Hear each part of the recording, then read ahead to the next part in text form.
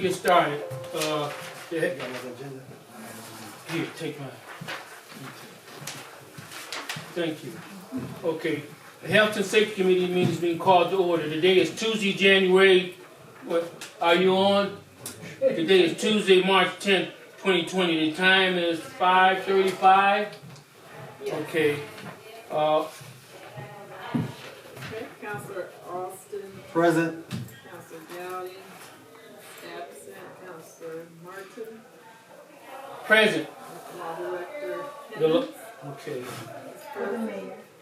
Commander Lundy. Present. For the police department. Right. When we get to Commander Lundy, I just want to state for the record, I mentioned to her earlier, based on our conversation, I thought we were going to switch to times.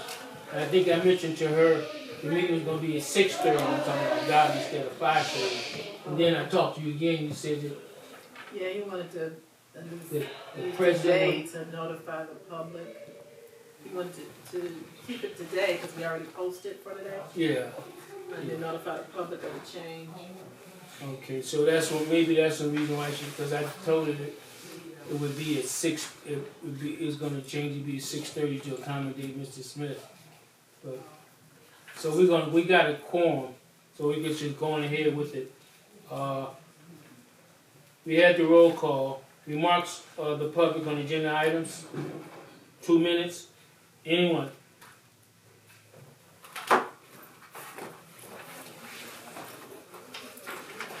Hearing none, because we're going to get right through it. Police Department training update status and chase policy update. Commander Lundy, come on up. I want to say this before you get started for the record, and this is good news. There was a chase yesterday. Was it yesterday, Mr. Anderson? And it was good news. The spikes that you guys talked about at the last meeting were put out. Yes, sir. I think they went to Cleveland, back to East Cleveland. Yes. And everything ended safely. So, if one thing that's good's come out of all these conversations the last 3 or 4 months on the chase is that putting them spikes out did make a difference. Okay. And I want to thank the police for that. That's good news. I want the public to have that good news. That they put the spikes out, and I think it's will either stop the car, slow the. Right, there's You can say spikes, something about stop it. sticks. Okay. Why don't you start with that? Since we start with the good news, Commander Lundy. Right, so like you said, I mean, there was a pursuit that happened yesterday. Vehicle went into Cleveland, back in East Cleveland, back in East Cleveland. At which point we ended up deploying stop sticks, officers did, Okay. which essentially enabled the vehicle and brought it to a stop. I mean, they were able to arrest the guy and bring him to custody. Thank you. Thank you. So, I mean, those are things that we're trying to put in all the police cars. I mean, All right. every car is not equipped with stop sticks. Mm-hmm. But that's one of the things we're working on to try to equip each patrol vehicle with the stop sticks. And, you know, if the pursuit incurs, or ensues, I should say, we can hopefully get it stopped, you know, at a quick time. That way it's not, you know, dragged on for a long duration. Is there any way that we could? Is there any fund or something that we can get from the city to make sure most cars have those kind of things that when they're out on the street like that? Well, I mean, I know we've been looking at hopefully getting maybe some type of grant to help with the costs. I can't speak much on the financial part of, you know, what's in the line items. I'm not sure, but I know it's one of the things that we're actually trying to do is equip the cars, each car with the stop sticks. Okay. And it says Police Department training update and status on chase policy update.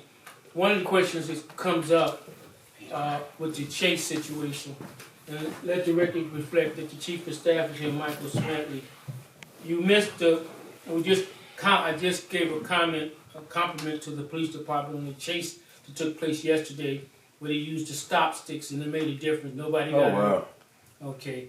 So one question that I asked, you can come up too, is it any fund or any money that we can get to give more of them kind of stop sticks up for all our police cars to be equipped with that?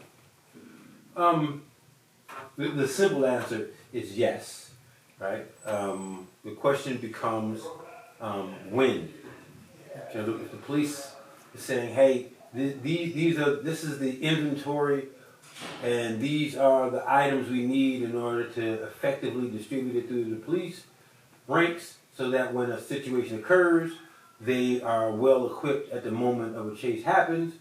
Then, when we come back for reappropriations, when new resources come in, we can assign some resources, put more resources in the proper line item to purchase the necessary equipment so that we're properly outfitted. I want to compliment again, and I know my colleague does too, the actions of the police department and the fact that it was a safe ending in the end. Okay, and before you came up, we also would discuss briefly the coronavirus, and Dr. Guy mentioned that she had called the house. And do we have any type of official policy or anything we want to say to the public on the coronavirus? We're going to be adopting the same policy as the state and the county. The state just made some declarations. We're waiting for the county to do the same. And the reason that we want to be consistent with them is so that when any resources are made available, our policy is consistent with the state and the counties. And if resources are distributed, they're going to distribute to those who are first in line with where they are on that issue. So we know the state just came out with them. We're waiting for the county to do the same, and then we're going to adopt their policy and really await resources. So and the best thing that we can do is really help educate folks on how to manage it. The senior buildings have taken steps and measures already because it's the senior population that are most threatened. We know that the senior buildings have been in communication with their residents, but for the greater community, it's forums like this where we can give the necessary information on how to best manage your life through this, troublesome circumstance. What are some specific things that your seniors are doing in the senior buildings up? Well, one is that they're not touching one another. Okay. And they're not touching their own faces after they touch anything that come in contact with anything outside of their own homes. They're washing their hands consistently. They have plenty of hand sanitizer available and are limiting being in public spaces. And that's really all that you can do. The coronavirus is extremely similar to just the influenza. And to be quite honest with you, there's going to be more influenza deaths this year than there are coronavirus. So this far. is just the newest strain of something that's out there. But I mean, that's really all that you can do. There is no inoculation that you can give anyone to prevent them from becoming affected if they come across anyone with the virus. Well, what do you think about when our police, and I don't know if they go to University Hospital that much when they're making those runs, but I know the fire, and when the fire people go to University Hospital, with them people in and out of there 24/7 all day, every day, I think this the chance of maybe catching something going in and out of there could be just as susceptible to touching somebody or something. What's your feeling on that? Absolutely. In the fire department, they take precautions not just against the coronavirus, because it's not as if there's a special way to contract the coronavirus. You contract it like you would contract a flu or cold. It's airborne. It comes out of passed by person. So they take precautions for everything that when they come across, from blood splatter to someone who is coughing and wheezing. So they're pretty adept at to managing themselves in these environments because they do so every day. All right. So it's not like there's a special way to contract the coronavirus versus any other airborne virus that's passed from human to human, or from animal to human, for that matter. And the police department also Same operates thing? by those same things. It's more of like a universal precaution where, I mean, obviously frequent hand washing and things of that nature. I mean, you stress it. I mean, you come in contact with people, I mean, every day. So, I mean, just frequently wash your hands and take those necessary measures. All right. That's good news.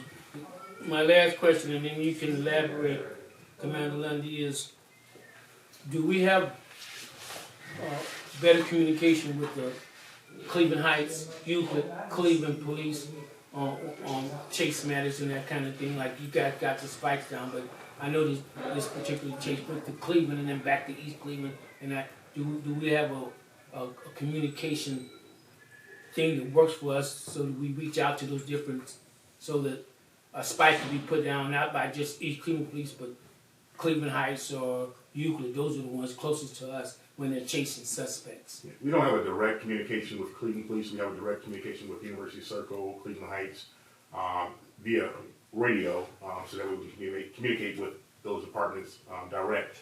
As far as with Cleveland, we would have to gather the information through CCOMS, which is our dispatch here in East Cleveland, and they will just simply relay the information from Cleveland Police Dispatch to CCOMS, and that way we communicate. There may be a delay, but that's the way we communicate with Cleveland. Like I said, University Circle being right here next door to us, Cleveland Heights, it's easier for us to hop on the radio and switch over to a particular channel and communicate directly with them. Okay, thank you. And that brings up another question, and I'll yield to my colleague, Mr. Austin. What is the probability, Michael Smedley, of University Circle moving their police department in East Cleveland? Well, it's highly unlikely. Okay. The institutions that make up UCI have some consternation about moving a half mile down the street. From what I'm hearing, they believe that that little distance will cause them to have slower delays. I don't believe that to be factual, but you know that's their own opinion. They want to ensure that the resources that they spend on police protection is dedicated to the University Circle institutions, in which that's what makes up University Circle. But as more investments are made by UCI in the city of East Cleveland, then you will see the institutions who head the organization eases on it. Right now, they don't believe there's enough investment to support the investment of having the UCI Police Department in the city of East Cleveland. That's their current thinking. Now, there's going to be some changes in leadership coming very soon, and that level of thinking may change. But currently, it is less likely that we would see University Circle Police move into the city of East Cleveland. What about, do they feel it's their responsibility to protect the people who live in Circle East?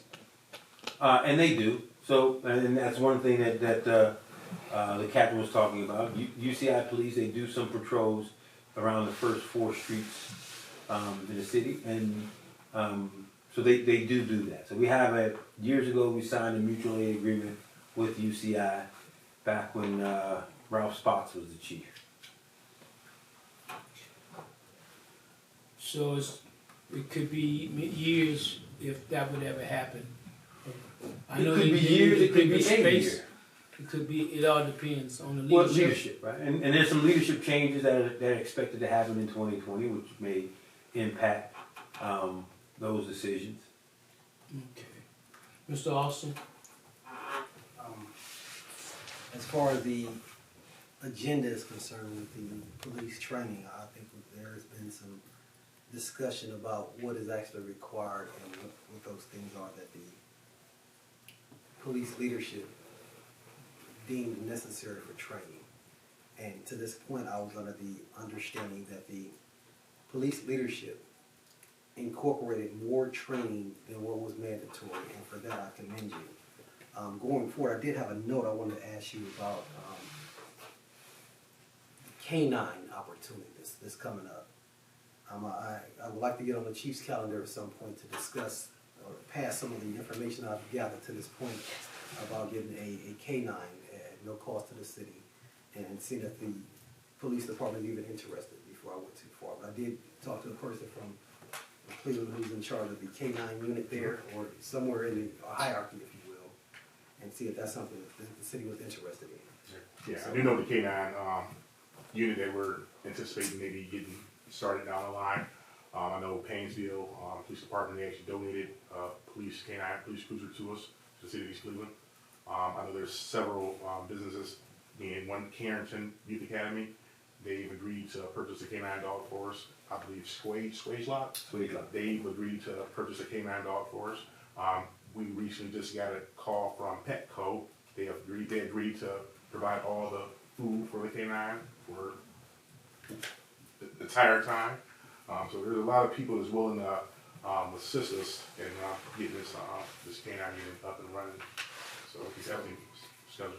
I would definitely like to share the information that I've got, because that's a few entities have also came online and said, you know what, if you're interested, hurry up and let your city know that, you know, we'll pay for the dog, pay for officer training, and not just the dog training, but the officer training as well, and you know, do other stuff to make sure that the city's capabilities have been expended as far as possible into the future for our success and benefit. So, going forward, that's good news that y'all are already on track to look into that. Yes, And I'm very happy.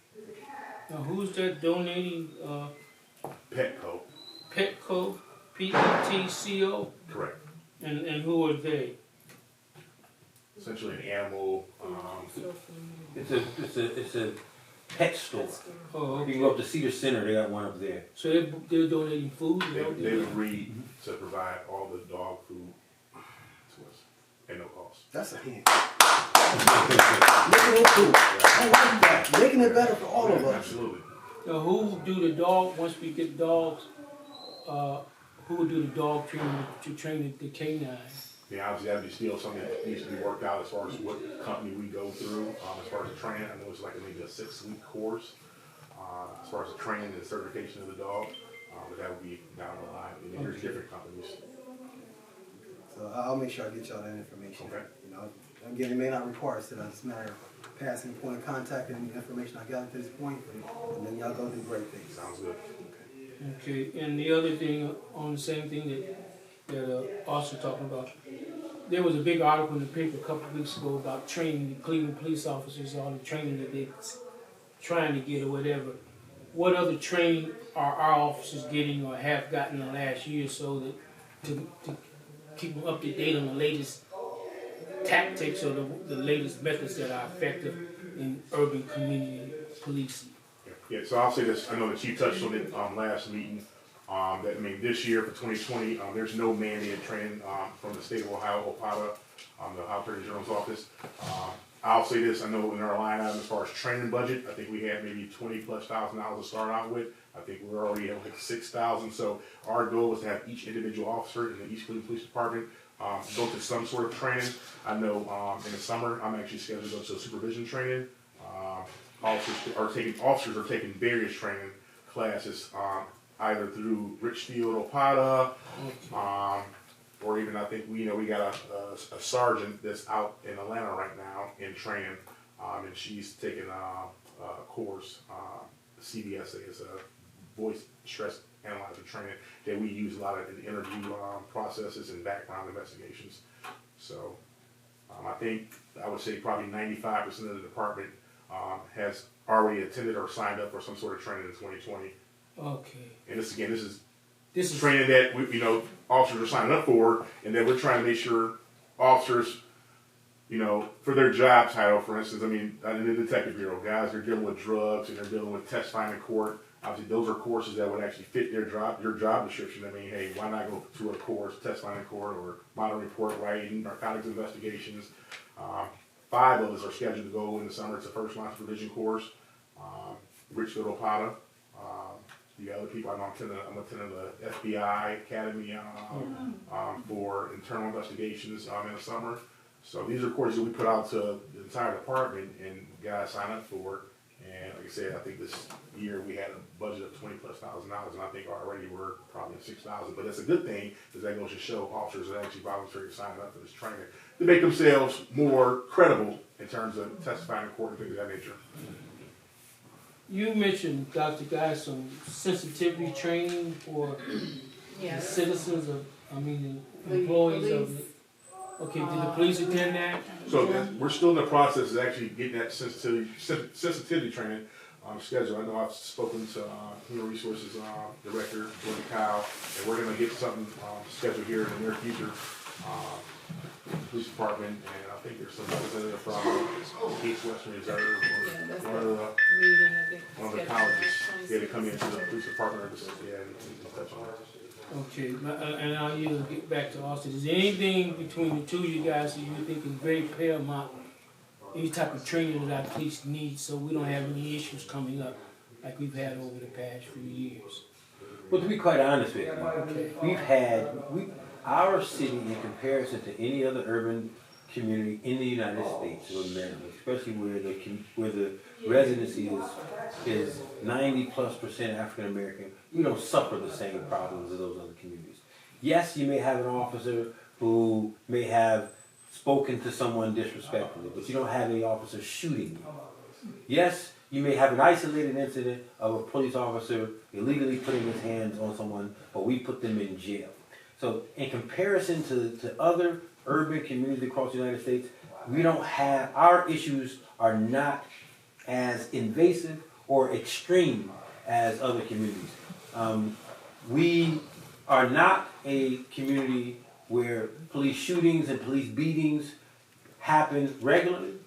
And when they do happen, they're thoroughly investigated. And those investigations result in criminal charges, they get criminally charged. If those actions are punishable by prison time, we put them in jail. I mean, so our training is there's cultural differences between some of our officers and the community that they serve, like ours. And they need some sensitivity training, need to understand the cultural differences between the people that they're going to come in contact with, and from what they have learned as they have lived in the communities that they lived in. So there may be some technical trainings out there, but I just want to make sure it's on the record. Our police department is not like police departments that operate in these urban centers where you see police violence, corruption, those things of those nature. And when we discover it, we root it out and we discipline it. All the way up to having the FBI investigate and so folks serving time in jail. Now, we do have sensitivity training. The mayor looked into it. Dr. Dunn, he's a PhD. He's put together sensitivity trainings all over the country. He's going to be doing it for us. I think he's based out of Cleveland State University. And we wanted this to happen because we know folks who are applying for police officer positions do not live in urban corridors predominantly the way in which they're going to work. So we want to make sure that they have some professional advice on how to interact with folks who live in the city of East Cleveland, because culturally they're different from the officers who we hire, simply because we don't have local folks who apply for police positions. Okay. Any more questions, Mr. Austin? I did want to say, I like the fact that you're allowing the officers to select the training that they would like to receive. And as you start getting a little bit closer to where you want to be as far as the trained force, they do a lot of train. That means there's 4 or 5 different categories to make sure we have an officer being trained in each of 4 or 5 of those categories, so you can actually come back in the summertime and have one of those big rodeos where y'all bring everybody together. I'm teaching this, everybody come through my station, and that way we, kind of make sure that training, permeates throughout the force. And I commend you for your efforts to this point, and I'm rooting for it. We're going to end in a second. Anything, From the mayor's office, I think that Captain Lindy and Chief of Staff have really thoroughly answered your questions. okay. I do have a wrap-up of an issue that came up at Councilman Austin's committee meeting. If I could just take a minute or two. Contracts and property? No, it came up at, was it contracts and property? Was it Stevens? It's about the ARCO site. I know it's a health and safety issue. Okay. Was it her committee last week? I thought it was the councilman. It was. Go ahead. I just want to let you know that the owner, since the last I met, we've spoken to him, we met with him, he's been cleaning up his You talking about spillage, the ARCO the site? ARCO site. Woodland Tree is right next to our Right. side. Woodland Tree is accessed from Ivanhoe, and they border each other. And he had some of his trucks, and he had some of his mulch over there, and some of his aggregate there. So what he does is mulch trees and sell that, and he takes asphalt and he grind it and sell it to people for their furnaces, for industrial places. So he has cleaned up everything, moved his trucks back, moved his aggregate back, moved his wood chips back. There's a few logs that are left over there, and he's gonna be moving them as well. This is Woodland Tree who had who had product and vehicles spilling over to the Arkell site. The councilwoman of the ward, council vice president, she had some issue with it. We took swift action, myself, the mayor, Commander McDonald have been over there. We've been working with this guy. He would like to meet with the councilwoman. She had some questions about termites. termites. Yeah. So he wanted to clear all of her questions up. But the site is now back to where it was prior to the encroachment of Woodland Tree on the Arkell site. I just want to wrap that up. Well, great. That is phenomenal news. Thank you, Chief of Staff. I do recall the conversation about having some encroachment is a very light or loose term. You know, somebody starting to occupy a space that we had the support of the EPA coming out and cleaning it up, and it was our responsibility once it was cleaned to make sure it kind of stayed that way until we make it through all 3 phases of that cleanup. So what phase are we in right now with the We're actually complete. So the EPA is no longer involved. They have a $9.5 million lien on the property. The property is still in the hands of the private company. It has almost $1 million in back taxes. The land has potential for future use, and we plan on asking the EPA to foreclose on the property, take it, and return it to the city so that we can put it back into productive use. Okay, Gary, that's what I wanted to hear. Thank you very much, sir. So there's no owner of the site right now. Yes, there's a private owner. Who is that? I can't remember the name of the company. It's one of Mike Riley's companies. What he did when he owned the site, when he knew pressure was coming down, he transferred the ownership of that company into his wife's name. So she owns the company. She was the one who went through the entire mess with the EPA because he had switched names and took off. Her last name escapes me. Yeah, okay. Christy, I can't remember her last name. It escapes me, but it's still in her company's name. All right. What was that you said? The EPA no longer. What was the? You gave a dollar amount. $9.5 million to clean up the site, 9.5 million. and there's a $9.5 million lien on that property. $1 million in back taxes. Yeah. So they will never access it again. We believe that there's the potential for productive use, and once we fully explore it, we're going to be bringing it to contracts and property to have a discussion about it, to determine whether or not we want to pursue this opportunity and to pursue the acquisition of that site, either through foreclosure or through the EPA's lien. Now the 9.5 million was used to clean up the site. Yes. Is Chrissy and the husband and wife responsible for reimbursing the state? Well, I don't know cleaning up the site? the thing is that you sue the company, you can't sue the individual. The company is now defunct, and that's the purpose of LLCs, to protect the individuals. So the LLC can be sued, but it's defunct, so there's nothing to gain from it. What about the 1 million back taxes? Well, if they're not, they'll never get the site back because of the $9.5 million lien. So why pay the taxes on it if they're never going to get the site to be able to use the site? So if someone wanted to do some development on that site, what would be the process? They will come to the city. They will give us their pitch. The administration will include council in that discussion so that we as a city can make a determination on if that's an acceptable use of that site. Then we would either petition the county land bank to foreclose on it, or while we petition the Ohio EPA to either foreclose or remove the lien that's on the property.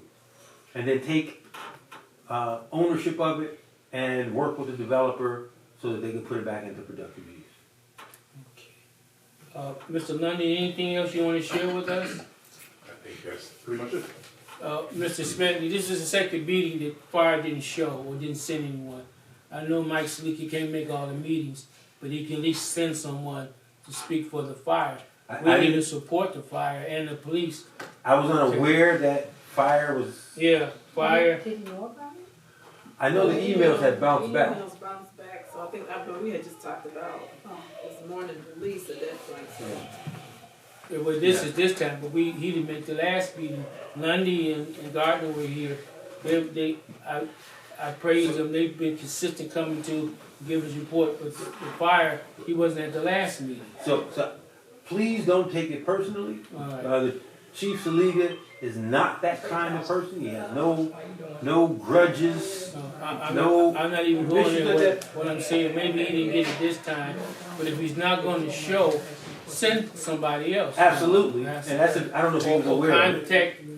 contact Dr. Guy. Say, well, I'm not going to. Have you heard any communication from him, Dr. Guy?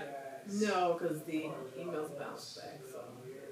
But by the time I looked at that this morning, talking about police. So the call that I got Fire was department. about police. Had I known it was about fire, I would have had Saliga be here as well. I just didn't know. Okay. The emails never made it to where they were supposed to go, so no one knew until Dr. Guy called this morning. And I was under the impression it was the police. If I'd have known it was fire, a deputy chief or a chief would have been here. Always both of them. So now I know, and Consistent. I'll make sure that both are here. That representation from both, Okay. if not the chiefs themselves. Because I like to know. I heard what Lundy said, but I've seen them flying up and down Euclid for years, going to University Hospital, where there are germs and there are diseases and people going in and out there 24/7 every day. And I wanted to know what the fire is doing about this COVID-19 or coronavirus. What do they do when they go in those type of facilities with sick people or people that have to be rushed to University Hospital? I can ensure that the chief can be at either your next meeting, All right. or if one of your colleagues will allow him to come and talk about it for 5 or 10 minutes in their committee. Trust me, he'd be more than happy to engage. Okay. Real quick, also, Yeah. Councilman Martin, I just want to just address this issue because you brought it up to me at the last meeting. I think I spoke to one of the residents on Shaw Avenue regarding a drug house. Yeah, that- Miss. Don't say her name, it's okay. Here. Yeah, Yeah, all right, yeah. okay. So, you know, and I promised her that the issue that she brought up, that we were aware of it and that we would make an impact the first week of March. So I Okay. want to put on the record that we actually executed a search warrant Okay. on Shaw Avenue this past weekend, actually Sunday. We made multiple arrests, got crack cocaine, firearms, and things like that out of the house. This has been a well-known drug house on Shaw Avenue, Shaw and Hampton. It's commonly referred to as the office. Okay. We raided it Sunday night at probably maybe about maybe 1, 2 o'clock in the morning.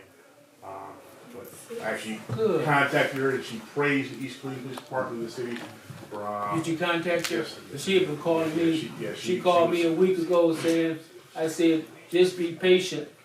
And I couldn't tell her okay, much. Okay. Couldn't thank tell her you. much about the investigation initially, but I Good. promised her I would give her a call. If it wasn't so late at night, I told her I would call her tonight. We were about to pull up. But the good thing about it, she actually heard a flashbang, and she said it woke her up. So we got what we call a flashbang, also referred to as a distraction device.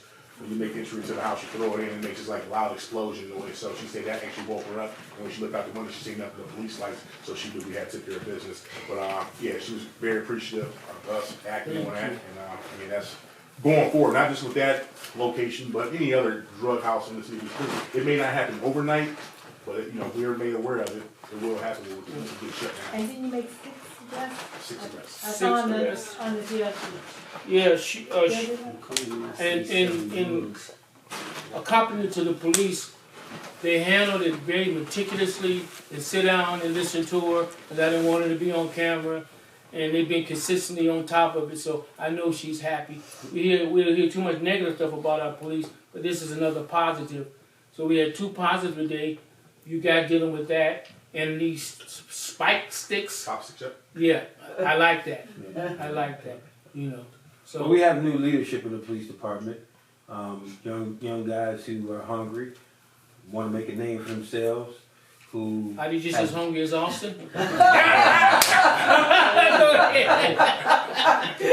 who got demonstrated capacity, demonstrated leadership, demonstrated police skills. Lundy ran the detective bureau. Scott ran the detective bureau before him. So these guys, these are seasoned guys, and we're lucky to have them in these new leadership roles. Okay. Well, that's good news. We're consistent. I don't think I've missed somebody's really trying to get in Are they contact. hungry is the person trying to contact me? We're consistent. I want to thank the administration and good news. And Dr. Guy, when is the next health and safety meeting so they know way in advance? It's always the second Tuesday. The 14th of April? Okay, so be prepared, we'll Absolutely. get an update. Thank you I'll make both. sure Chief Okay. Fire is there as well. Thank you. Thank you. Dr. Guy, we move into remarks of the public. Any on the public, remarks of the public. Yeah, there's Terry toll-free 145 on chairs, and since I don't know how to do the .com, I figured I wouldn't get in to see Vice President Biden, because that's who I'm supporting. And my brother just told me in the Wash House all of this been canceled. Yeah, I wouldn't go down there. Yeah. Let the record reflect that the meeting tonight with Joe Biden has been canceled, and probably Bernie Sanders is, both of them tonight, his is canceled too because of the COVID-19 or coronavirus, which Councilwoman Corinne Stevens, we discussed that tonight too before you came in, the coronavirus and what we're doing about that. Okay, go ahead, Justin. Justin Anderson, Harris Road. I had just one concern. For about a whole month, the room upstairs on the second floor that they housed the records was off. The door was off the hinges for a whole month, so everybody's records were exposed for an entire month. It's been What said. room upstairs, what are you talking about? The room where they keep everybody in the city's personal records. Okay. Yeah, it was off the hinges for a whole month. I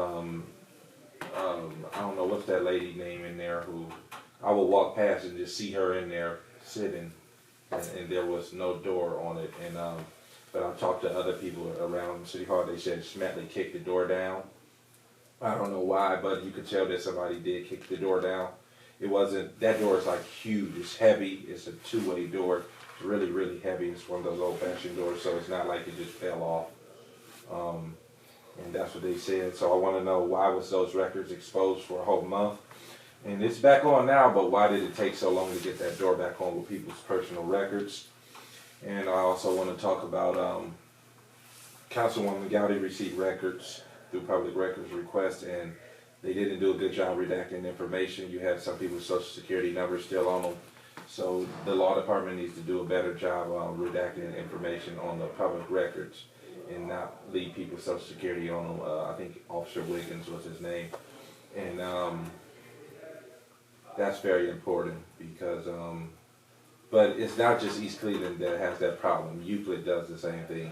They leave people's social security numbers showing their birthday, officers I'm talking about.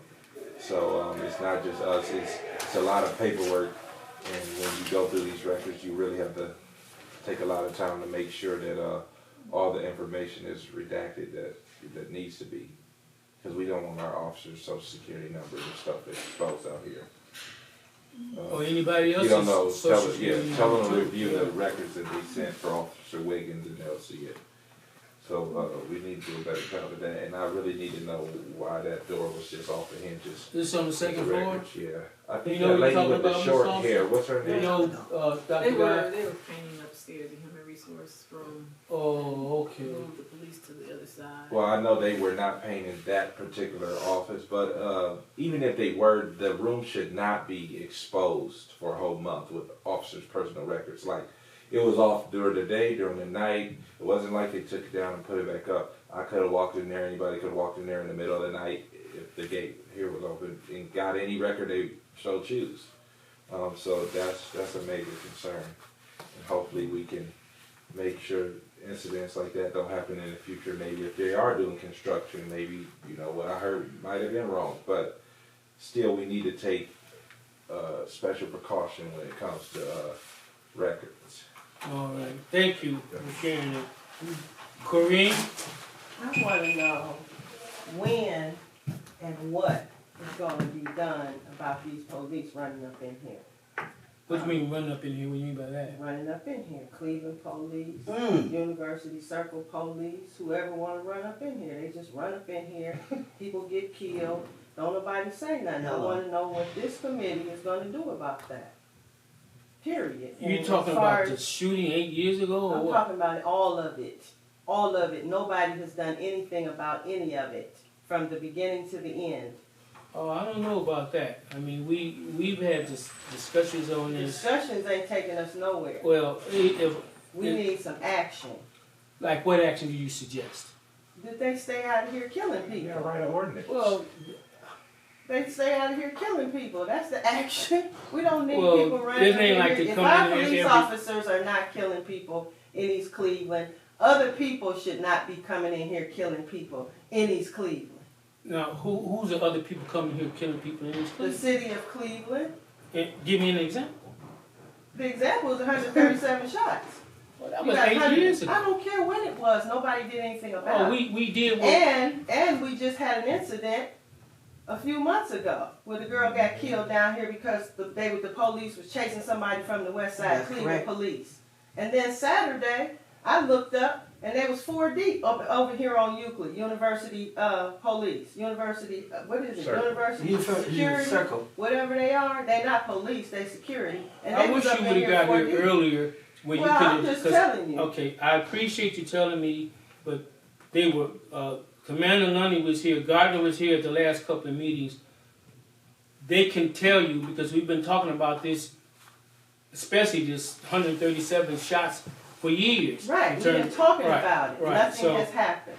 if you got any concrete suggestions, we're open to it. My suggestion is, I'll try to get, when is our next meeting? The 14th. Okay. I'll talk with them by then and see if they come in and say something about it. Well, I've been to about at least 6 vigils on that 137 shots. It was a tragedy. Nobody went to jail. They went to court. There was a thing where they showed where the shots went here, the shots went there. Nothing happened. We didn't do nothing. that's We what I'm saying. we even raised a question, and your questions, your concerns are valid in terms of what did we do, because some of our police officers were up there when the shooting took place. That's right. So I'll make a note of that. I appreciate you bringing that forward, and I asked them, and I'd like for you to be. When does that say our next meeting? 14th. 14th? April 14th. Well, we'll bring it back up. You know, maybe we get something more concrete done. Well, we need. Okay. I think we need a plan, and people don't need. We don't. I don't see us running up in nobody else's city killing people. So I don't think nobody should be running up in here killing people. If our own police can clean up the city and make the arrests that they make, and they don't kill anybody, then ain't nobody else got no business coming in here killing nobody. And that's the bottom line. Well, And whatever we need to do, whatever plan we need to come up with, however much work we need to put in to get it done, we need to get it done. That's number one. Number two, Mr. Anderson is reviewing records that he's getting on behalf of Juanita Gowdy, and according to the charter, that's illegal. So Well, is you in my next newspaper too. I don't know what's going on with that, but That's what get he it back said. to the 137 shots Yes. and all like It's that. public record. Have you heard of it? Means the public can see. We will, You Justin, don't respond to that, please. don't know. We will look. I will look into that. Period. Timothy Austin and Melissa Williams were killed. Timothy. What was it? Okay, Timothy Russell. I got Timothy Russell and Melissa Williams were killed. Right. Okay. And it started out at downtown at the Justice Center with a car that backfired. And they flew through Bradnoff, flew up here and shot 137 times. It's a tragedy. You see a lot of stuff on TV, but it's never really covered this situation. And it's the paradox in the situation is what Corinne has alluded to. Nothing's ever happened to anybody in this situation. It went to court. I testified. Nothing happened. You testified there. I only heard 2 bullets. Other people heard So, a gang bullets. I heard 2 bullets. It started with a police chase. Mm-hmm. Okay. A month ago, they interviewed the police chief in Cleveland, Calvin Williams, and they asked him how he felt about police chases. And he said there's situations where they just can't stop a police chase. So that's why I asked before you came in here, Corinne, I asked, what are we doing in a situation with Cleveland Heights and Euclid and Cleveland, because those are the ones that really surround us. And basically what was said was it's better communication, but there's really no set policy out there, not just from the East Cleveland, but from those other police departments. So it's a valid issue. I can't knock that. So we'll try to do what we can. Okay? And we need your help with that. So our next meeting is when on health and safety? April the 14th. Tuesday, April the 14th. Let me tell you what we did about it. Yeah. Go ahead, Austin. Go ahead. There has been, Tell her some what we efforts discussed, yeah. to get to some resolve. Obviously there is a judicial system that has a voice. This matter was taken to court. However, like in our community, oftentimes we don't get the result that we feel that we should get when it comes to certain activity, and sometimes it's based on perception of power and or, how can I say, some communities that are less affluent, they don't get the justice or resolve that the situation may command. That is an issue of civil rights to a degree that goes well before I was born. So we have to continue to, seek the justice in those cases. And we also have to have what they call the serenity to accept the outcome that we cannot change. But moving forward, we will do more than has been done in the past. And they talked about some of the agreements. They said that we have a mutual aid agreement with Cleveland Heights and South Euclid. And University Circle. However, we don't have a mutual aid agreement with Cleveland. I think that's something that this committee can actually encourage the East Cleveland Police to see if that's something that makes sense. And the other tragedy was simply an accident. You cannot legislate or mitigate an accident. If something is just simply a tragic accident, the young lady took her life. That is how committed she was in saying that I'm so sorry. It broke her. The police officer took her life after that. Very tragic accident. There's nothing you can do about an accident.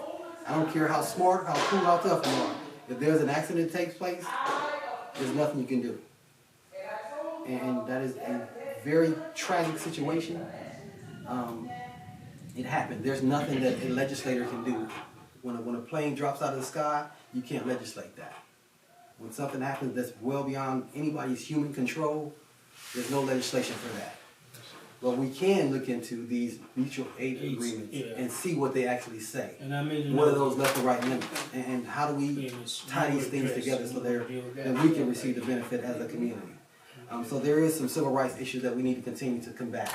And how do we do that? And there's some discussion that need to continue to take place until we get to a place where, there's true equality and justice. Right. So more to follow. Thank you, sir. I'd like to add, and thank you, Mr. Austin, that it was articulated tonight that our police have not shot somebody. Our urban police seem to be well trained. Unfortunately, of the 50, 60 officers involved in the 137 shots, all of them were Caucasian, except for one I think was Hispanic. All right, that came out. And a woman. And a woman. Mm-hmm. Okay. So the mutual aid agreement is something we can work out. I think there needs to be better communication between our police chief in Cleveland, the police chief in Euclid, and UCI. So maybe we could work something out, and we need your help. Last comment you made before you sit down. What was it, since Ms. Gowdy's here now, what was it that you were saying? Mr. Anderson stated that Yes. Ms. Would you tell her Gowdy she gave wrong, him please? some Quiet, records. please. Okay, and the charter states that no council person can give somebody records. Would you tell her she's wrong? 149.43 means that every record that is public It's can be public. passed You can out get right public now. records. What are you talking about? She doesn't know anything. Justin, you're It's not public recognized. record. Let's She hear the can give law it to director. my Would you respond to grandma. that, She please? can do what she If you wants. request, Yeah, would you respond to that? Give us a legal Public answer. record. Quiet. I don't know the circumstances, specifically the details surrounding Mr. Me neither. Anderson's, Public records request? Was it? I don't even know his what it is. response. So I- I don't know the details. Yeah. And generally, a public records request by a person goes to that individual. And they could give it to Jesus if they want to. They don't have to keep it and say, "Oh, it's only mine. I'm going to keep it for myself." No, it's public record. Generally, a public records request by a person goes to that individual. And they could give it to Jesus if they want to. They don't have to keep it and say, "Oh, it's only mine. I'm going to keep it for myself." No, it's public record. This is a public It's record. public The public It's can public have it. records. If I get records and I want to send it Yeah, out you to can have people, it. I I can do do have that. serious concerns though about Concerns the about- social security number. Yeah. I would yeah. like to see that. Yeah. Because that has never happened. That's true. Particularly with the person that I have Yeah. who is monitoring Mhm. and administering the public records. Yeah. I've never seen her make Yeah. a mistake like Yeah. that. So if you would bring that to my attention, I greatly Yeah, I'll show appreciate you it. it now.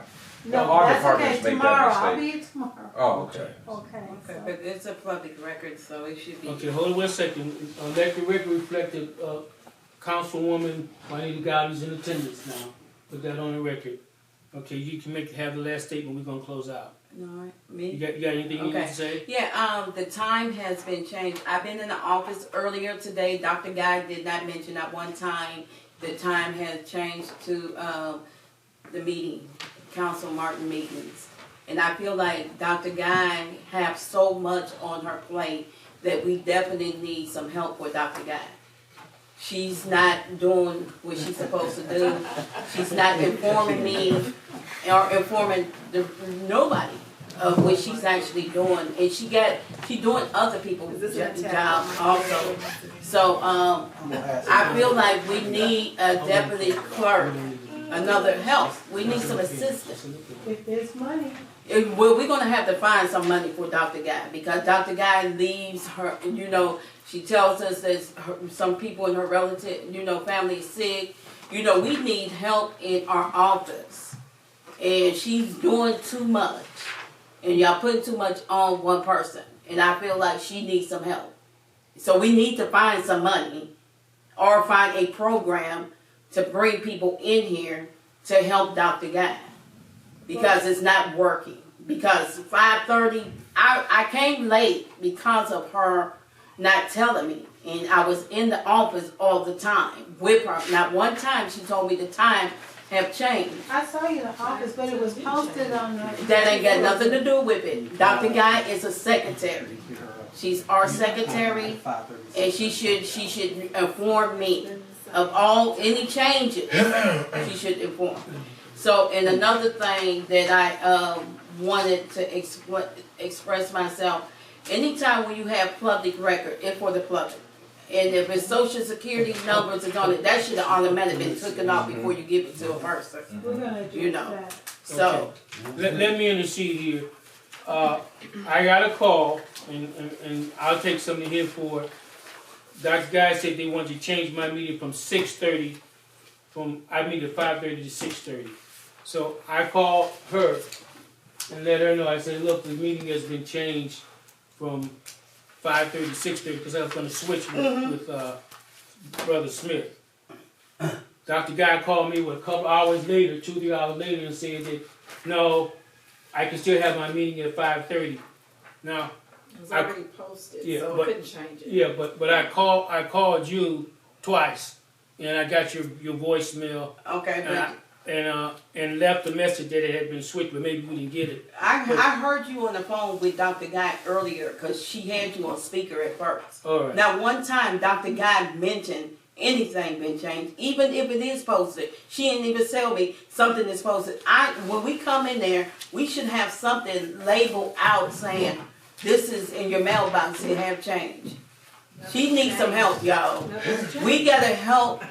Even though you feel like it's not, I'm late for a meeting that I'm thinking is 6:30. You know, I'm late for a meeting that I'm thinking is 6:30. The I meeting think, never changed. So, Councilman, Yeah. Well, Gordon already has I'm going explained. yeah, to close it off he did, but I'm And- just saying she needs some help. for the future for everyone. It was just a. My meeting is She needs some help. 5:30 and it's not going to change. Okay. So I'm going to move. Is it 5:30? Is it 6:30? It is 6:30. Okay. The Health and Safety Committee is adjourned. Thank you. Okay. All right. All right, thank you for informing me that Thank you you. came back today. Right.